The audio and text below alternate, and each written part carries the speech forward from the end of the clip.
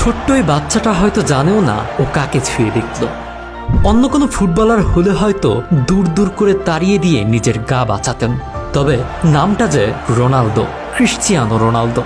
খুদেই ভক্তকে স্বপ্নের এক মুহূর্ত উপহার দেওয়ার দিন সতীর্থ ব্রুনো ফার্নান্দেজকে চরম শিক্ষা দিয়ে লজ্জায় ফেলে দেন CR7। শিশু থেকে শুরু করে বৃদ্ধ, কোটি মানুষের আবেগের স্বপ্নের এক নাম ক্রিশ্চিয়ানো রোনালদো।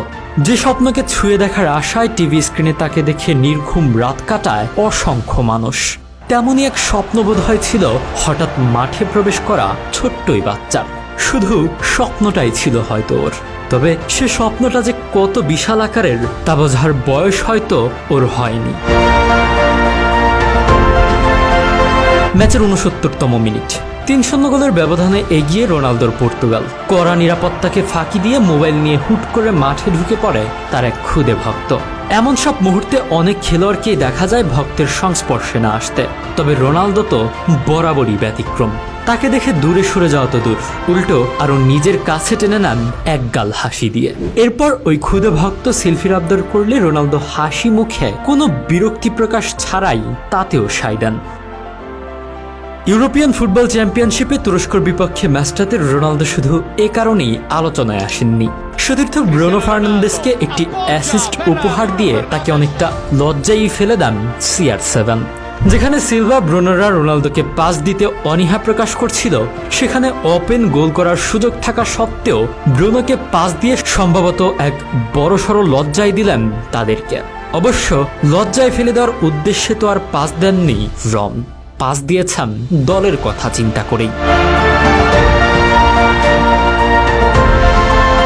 আর্জেন্টিনা যেমন মেসির জন্য বিখ্যাত, ব্রাজিল যেমন নেইমারের জন্য, আর এই পর্তুগাল রোনালদোর জন্য।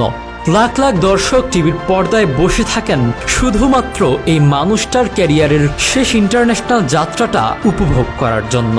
অন্যথায় অর্ধেক দর্শকও আদৌ পর্তুগালের এই ম্যাচ দেখতে বসতো কিনা তা নিয়ে আছে ঢের সন্দেহ।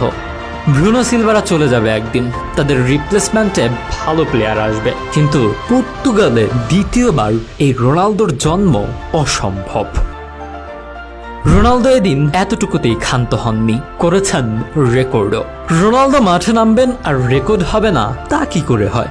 গত ম্যাচে করেছেন ইউরোর সর্বোচ্চ কি পাসের রেকর্ড, আর তুরস্কের বিপক্ষে ম্যাচে অ্যাসিস্ট করার মাধ্যমে রোনালদো এখন ইউরোর ইতিহাসে সর্বোচ্চ অ্যাসিস্টকারী, সর্বোচ্চ গোলদাতাও বটে।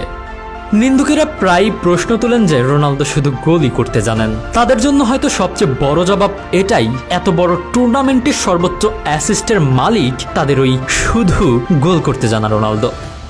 সবশেষে বলতেই হয়, কতটা পথ পেরোলে তবে পথিক বলা যায়, কতটা নিবেদন থাকলে তবে 39-এ এসেও এভাবে অ্যাসিস্ট করা যায়, কতটা নিবেদন থাকলে এখনো দলের সেরা পারফর্মার হওয়া যায়।